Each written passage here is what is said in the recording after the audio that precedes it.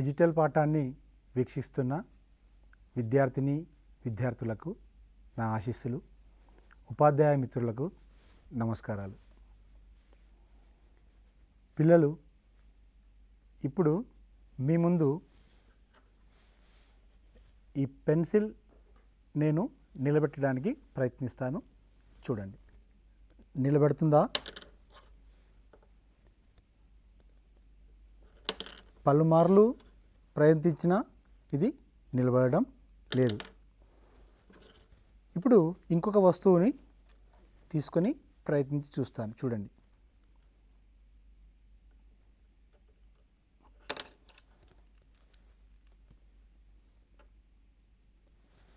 నిలబడింది. కానీ కొంచెం తాకిడి కలిగించినా అది పడిపోయింది. మరి నేను వీటిని నిలబెట్టడానికి ఇంకో రకంగా ప్రయత్నిస్తాను. చూడండి,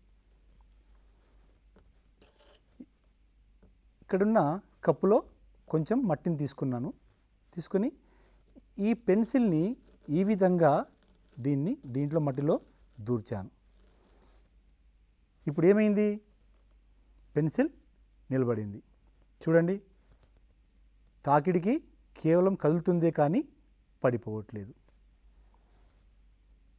ఇప్పుడు ఇంకొక ఈ వస్తువుని కూడా ఇక్కడ ప్రయత్నిస్తున్నా. చూడండి, చాలా సులభంగా నిలబడింది. ఎలాంటి తాకిడి కలిగించినా కదులుతున్నాయే కానీ పడిపోవట్లేదు. ఇది ఎలా జరిగింది? ఈ వస్తువులను నేను నిలబెట్టడానికి ఈ మట్టిలో ఇలా స్థాపించాను కాబట్టి ఇవి నిలబడ్డాయి. మరి ఈ వస్తువులు కాకుండా మీరు ప్రతిరోజు మీ చుట్టూ పరిసరాల్లో ఎన్నో రకాల చెట్లు, మొక్కలు చూస్తుంటారు. చాలా పొడవైన మొక్కలు గమనించి ఉంటారు. మరి అవి ఎలా నిలబడ్డాయి? అయితే ఆ మొక్కలు అలా నిలబడడానికి కారణం ఆ మొక్క యొక్క భాగాలైన వేర్లు. మీరు గత పాఠంలో మొక్కల భాగాల గురించి తెలుసుకున్నారు. మొక్కలో ముఖ్యమైన భాగాలు మీకు తెలుసు కదా, వేర్లు, కాండము, పత్రాలు. అయితే ఈ వేర్లు మొక్కని భూమిలో స్థాపింపజేసి ఎటువంటి తాకిడికి కూడా చెట్లు పడిపోకుండా అవి మొక్కని నిలదొక్కునేలా చేస్తాయి. ఇప్పుడు మీకు కొన్ని రకాల వేర్లను చూపిస్తాను. చూడండి, చూస్తున్నారు కదూ, ఇవి మొక్క భాగాలైన వేర్లు. ఈ రకమైన వేర్లు కొన్ని రకాల మొక్కల్లో ఉంటాయి. ఈ వేర్లు ఈ కాండం యొక్క పీఠ భాగం నుంచి ఉద్భవించాయి. ప్రతి వేరు దేనికది కాండం పీఠ భాగం నుంచి వస్తున్నాయి. చూస్తున్నారా? మరి ఈ వేర్లు ఈ మొక్కను నేలలో పడిపోకుండా నిలబడడానికి ఇవి సహకరిస్తాయి.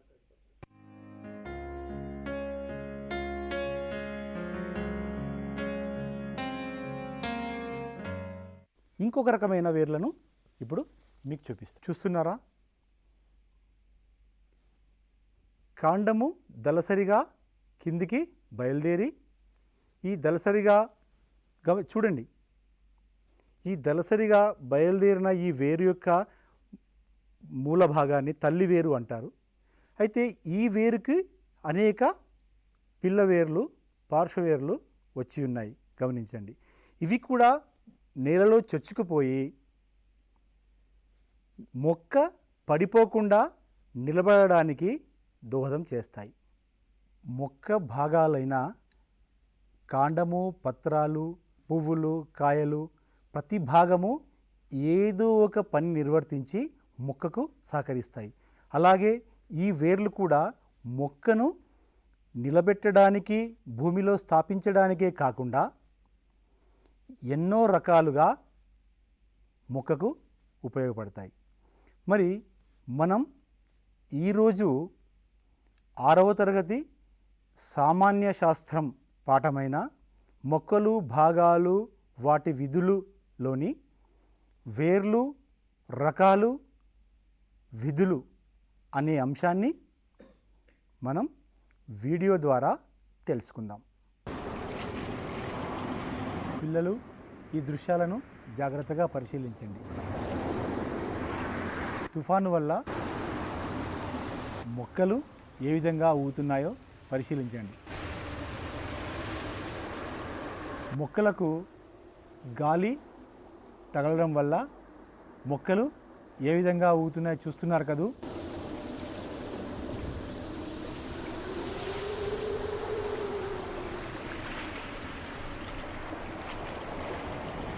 ఇప్పుడు మీరు చూసిన దృశ్యాలలో ఏం జరిగింది? గాలి తాకిడికి మనిషి నిలబడలేక కింద పడిపోయినా చెట్లు మాత్రం కింద పడకుండా అలాగే నిలదొక్కుకోవడానికి ఎలా సాధ్యమైంది?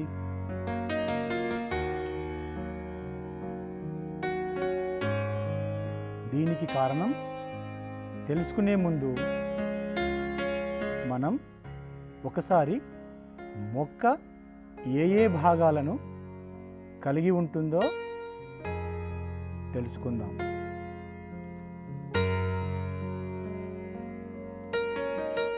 మొక్క భాగాలను గుర్తించండి. మొక్కల్లో సాధారణంగా వేర్లు, కాండం, పత్రాలు అనే 3 భాగాలు ఉంటాయి.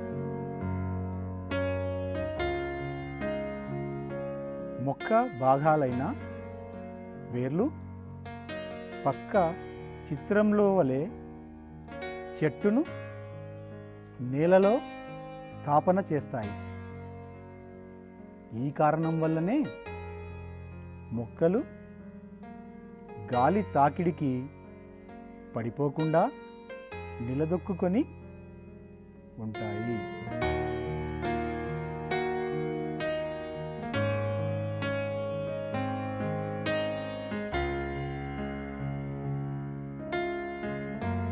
ఇప్పుడు మనం వేరుకు సంబంధించిన మరిన్ని విషయాలను తెలుసుకుందాం.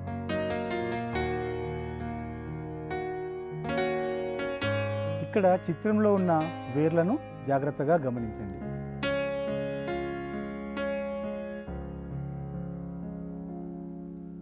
ఎన్నో రకాల వేర్లను ఇక్కడ మీరు గమనించవచ్చు.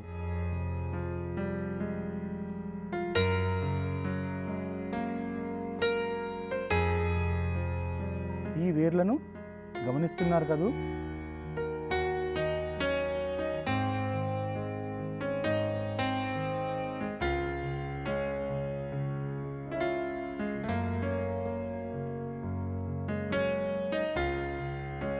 ఇప్పుడు మీరు చూసిన వేర్లలో ఏమైనా తేడాలు గమనించారా? కొన్ని ప్రధాన వేరును కలిగి ఉండి వాటికి పార్శ్వవేళ్ళు కలిగి ఉన్నాయి. మరికొన్ని సన్న కేశాల మాదిరిగా ఉండి కాండ పీఠ భాగం నుండి ఏర్పడి ఉన్నాయి. ఇప్పుడు వీటి గురించి వివరంగా తెలుసుకుందాం.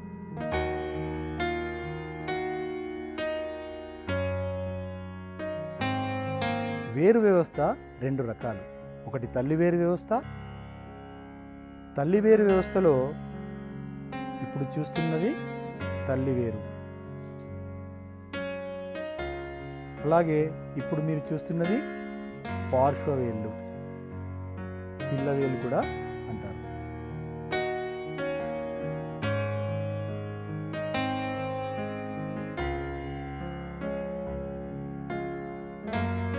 ఇక్కడ మీరు చూస్తున్న మొక్కకు తల్లివేరు వ్యవస్థ ఉంది. ఇగో ఇవి పిల్లవేర్లు చూస్తున్నారా? ఇలా ఈ పిల్లవేర్లు నేలలో పాతుకొని ఉంటాయి. కొన్ని మొక్కలు వేర్లలో ప్రధానమైన వేరు లావుగా మందంగా ఉండి సన్నని వేర్లు కలిగి ఉంటుంది. ప్రధానమైన వేరును తల్లివేరు అంటారు. సన్నని వేర్లను పార్శ్వవేర్లు అంటారు. ఈ రకమైన నిర్మాణాన్ని తల్లివేరు వ్యవస్థ అంటారు.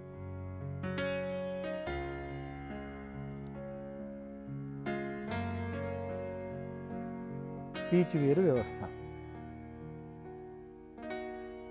ఇదిగో ఈ మొక్క పీచువేరు వ్యవస్థను కలిగి ఉంది. ఇవన్నీ పీచువేరు వ్యవస్థలే. ఇదిగో ఇది అదనంగా ఉంది.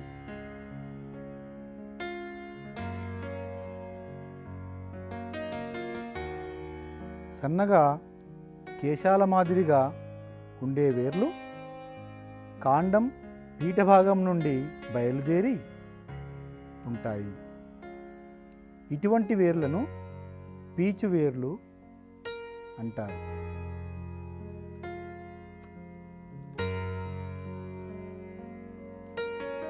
వేర్లు మొక్కకు ఎలా సహాయపడతాయో తెలుసుకుందాం. వేర్లు వాటి విధులు. ఇప్పుడు వేరు వ్యవస్థ విధులను గురించి తెలుసుకుందాం.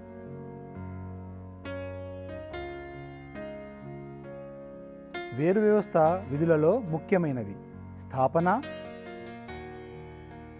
శోషణ, ప్రసరణ.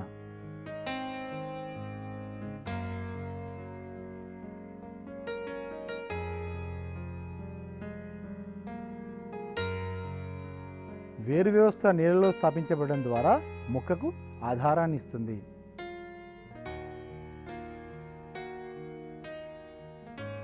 వేరు వ్యవస్థ వల్లనే మొక్కలు, చెట్లు భూమిలో స్థాపించబడి ఉంటాయి.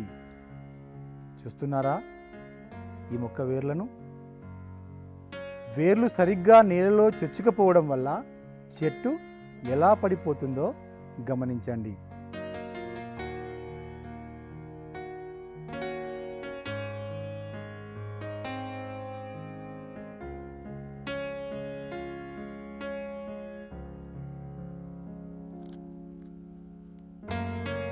గాలి తాకిడికి మొక్క వేర్లు బలంగా లేకపోవడం వల్ల మొక్క ఎలా పడిపోతుందో చూడండి.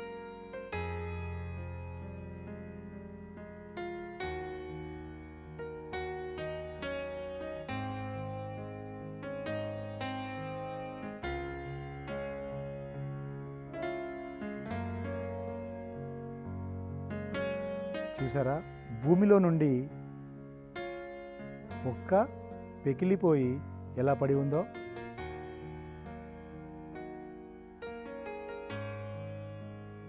మొక్క వేర్లు నేలలో విస్తరించకుండా ఉండడం వల్ల ఇది జరిగింది.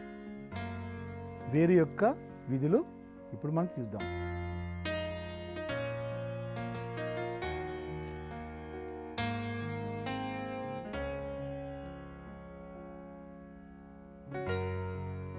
వేర్ల ద్వారా నీరు శోషింపబడి మొక్కలో వివిధ భాగాలకు చేరుతాయి.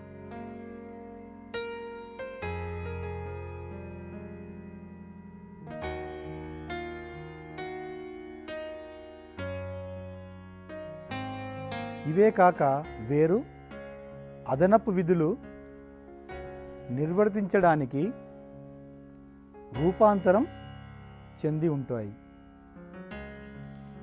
వేర్లు రూపాంతరం చెందుటకు కారణాలు ఆహార నిల్వ కొరకు, ఆధారాన్ని ఇవ్వడానికి, ప్రాకుట కొరకు, ఇంకొక మొక్క నుండి పోషకాలను గ్రహించుట కొరకు, శ్వాసక్రియ కొరకు రూపాంతరం చెందుతాయి.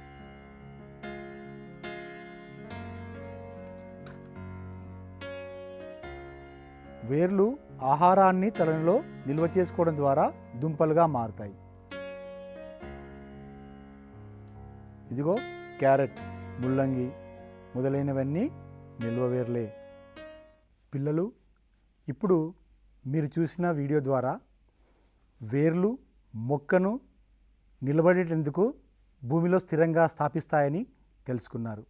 ఒకవేళ ఈ వేర్లు భూమిలో చొచ్చుకుని పోయి ఉండకపోతే మొక్కలు ఎలా పడిపోతున్నాయో చూశారు. కాబట్టి మొక్క అన్ని తాకిళ్ళు తట్టుకొని నిలబడాలంటే ఖచ్చితంగా వేర్ల అవసరమని మీకు తెలుస్తుంది. ఈ వేర్లు మొక్కని స్థాపించడంతో పాటు నేలలో ఉన్న నీరు, ఖనిజ లవణాలను పీల్చుకొని మొక్కకు అందిస్తుందని కూడా తెలుసుకున్నారు. అలాగే ఈ వేర్లు మొక్క అవసరాల మేరకు కొన్ని రకాలుగా మార్పు చెంది, అంటే రూపాంతరం చెంది మొక్క అవసరాలు తీర్చేందుకు అవి పాటుపడతాయి. ఈ రూపాంతరాలు చాలా రకాలుగా ఉన్నాయి. ఇప్పుడు మీరు వీడియోలో ఈ రూపాంతరాలైన నిల్వ వేర్లను చూశారు. క్యారెట్, ముల్లంగి మొదలైన వేర్లన్నీ కూడా నిల్వ వేర్లు అని తెలుసుకున్నారు.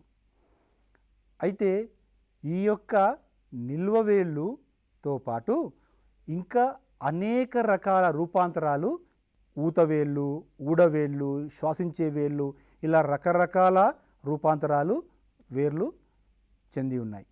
అయితే ఈ యొక్క వేర్ల గురించి ఇంకా వివరాలు తెలుసుకోవడానికి నేను కొన్ని కృత్యాలు మీకు చెప్తాను. అవి మీ ఉపాధ్యాయుని సమక్షంలో నిర్వహించండి. ముందుగా మీరు ఒక వ్యవసాయ క్షేత్రానికి వెళ్ళి పలు రకాల మొక్కలను సేకరించి వాటి యొక్క వేర్లను గమనించి ఏ మొక్క ఏ వేరు వ్యవస్థను కలిగి ఉన్నాయో పరిశీలించి వివరాలు నమోదు చేసి నివేదికను మీ తరగతి గదిలో ప్రదర్శించండి. తర్వాత ఇంకో కృత్యం, ఈ సేకరించిన మొక్కల వేర్లను గమనించి మీ నోటుబుక్లో బొమ్మలు గీసి ఏ వేరు వ్యవస్థనో గుర్తించి అక్కడ నోటుబుక్లో రాయండి. ఇంకో కృత్యం, మీరు వేర్లు నీటిని పీల్చుకుంటాయి అనే ప్రయోగాన్ని మీ ఉపాధ్యాయుని సమక్షంలో ప్రయోగాన్ని నిర్వహించి పరిశీలనలను మీ నోట్బుక్లో నమోదు చేసి మీ తరగతి గదిలో చర్చించండి. ఈ వేరు పాఠాన్ని నేర్చుకునే సందర్భంలో, అలాగే నేను చెప్పిన కృత్యాలు చేసే సందర్భంలో మీరు మొక్కలు సేకరించాల్సి వచ్చినప్పుడు అవసరం మేరకే మొక్కల్ని తీసుకోండి. వీలైతే మీ యొక్క పని పూర్తయిన తర్వాత ఆ మొక్కల్ని తిరిగి నాటడానికి ప్రయత్నం చేయండి. మొక్కలను రక్షించడం మన బాధ్యత. అలాగే చేస్తారు కదూ?